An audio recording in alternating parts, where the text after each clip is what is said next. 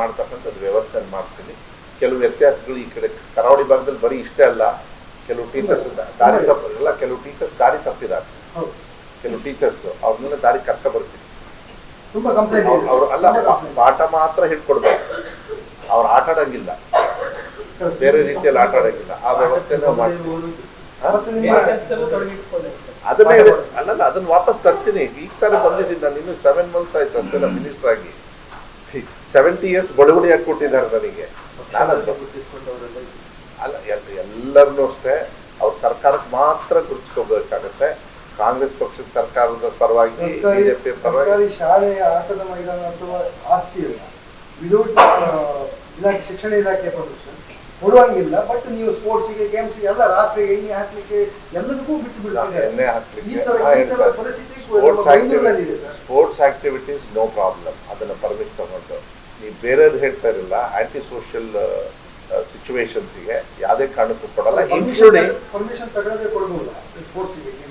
ಅಲ್ಲ ಪರ್ಮಿಷನ್ ತಗೊಂಡು ಕೊಡಬೇಕಾಗುತ್ತೆ. ಯಾವುದೇ ಆಗಲಿ ಯಾವುದೇ ಇದಾಗಲಿ ಇಂಥ ವಿಚಾರಗಳನ್ನು ಬಂದಾಗ, ನಿನ್ನೆನೂ ಕೂಡ ಒಂದು 3-4 ಕಂಪ್ಲೇಂಟ್ ಬಂದಿದೆ. ಇವತ್ತು ಸಂಡೇ ಇದ್ರೂ ಕೂಡ ನಿನ್ನೆ ನೈಟೇ ಗಮನಕ್ಕೆ ತಂದು ಇವತ್ತು ಬೆಳಗ್ಗೆ ನಮ್ಮ ಆಫೀಸರ್ಸಿಗೆ ಹೇಳಿ ನಾಳೆ ಚರ್ಚೆ ಮಾಡಿ ಸಾಯಂಕಾಲದೊಳಗೆ ನಾನು ಬೆಂಗಳೂರು ರೀಚ್ ಆಗೋಷ್ಟಿಗೆ ನಾಳೆ ಸಾಯಂಕಾಲದೊಳಗೆ ನನಗೆ ರಿಪೋರ್ಟ್ ಬೇಕು ಅಂತ ಹೇಳಿದ್ದೀನಿ. ಅದನ್ನು ನಾನು ತಗೋತೀನಿ. ನಾನು ಹಿಂದೆ ಮುಂದೆ ಅಷ್ಟು see I tell you, I will not allow all this rubbish. Teachers have to teach only childrens, not in favour of any party or in favour of in against any party.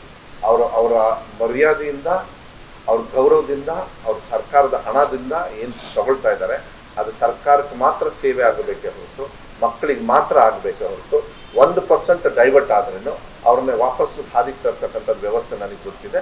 ಅದನ್ನು ತರ್ತೀನಿ. ಏನು ತಿಪ್ಪುರ್ಲಾಗ ಹೊಡೆದ್ರೂ ಅವ್ರು ಯಾವುದೇ ಕಾರಣಕ್ಕೂ ಹೋಗೋದಿಲ್ಲ. And this is a warning, straight warning. I don't care for all those things. ಸರ್ಕಾರ ನೀವೆಲ್ಲ ಹಣ ಟ್ಯಾಕ್ಸ್ ಕಟ್ತಾ ಇರೋದು ಒಂದು ಶುದ್ಧವಾಗಿರ್ತಕ್ಕಂಥ ವಿದ್ಯಾಭ್ಯಾಸ ಕೊಡೋದಕ್ಕೆ, ಅದು ಮಾತ್ರ ಕೊಡಬೇಕಾಗ್ತದೆ.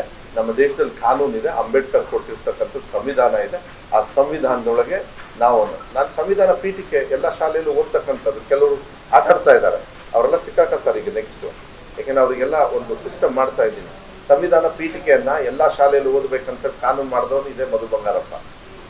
ಭಾವನಾತ್ಮಕ ತೆಗೆದುಹಾಕಬೇಕು, ದೇಶದ ಭಕ್ತಿ ಬರಬೇಕು ಅಂತಕ್ಕಂಥದ್ದು ವಿಚಾರದ ಮೇಲೆ ಅದನ್ನು ತರ್ತಕ್ಕಂಥದ್ದು. ಒಳ್ಳೆ ಪ್ರಜೆ ಆಗಲಿಕ್ಕೆ ನಮಗೆ ಪೀಠಿಕೆ ಹಾಕಿಕೊಟ್ಟಿದ್ದಾರೆ. ಆ ಪೀಠಿಕೆಯಲ್ಲಿ ನಾವು ಜನರು ಕೂಡ ಒಳ್ಳೆ ರೀತಿಯಲ್ಲಿ ದಿಕ್ಕನ್ನು ತಗೊಂಡು ಹೋಗ್ತಕ್ಕಂಥ ವ್ಯವಸ್ಥೆ. ಇವೆಲ್ಲ ಆಟ ನಿಲ್ಲಿಸ್ಬೇಕಂತ ನಿಲ್ಲಿಸ್ತೀನಿ, ನನಗೆ ಗೊತ್ತಿರೋದು.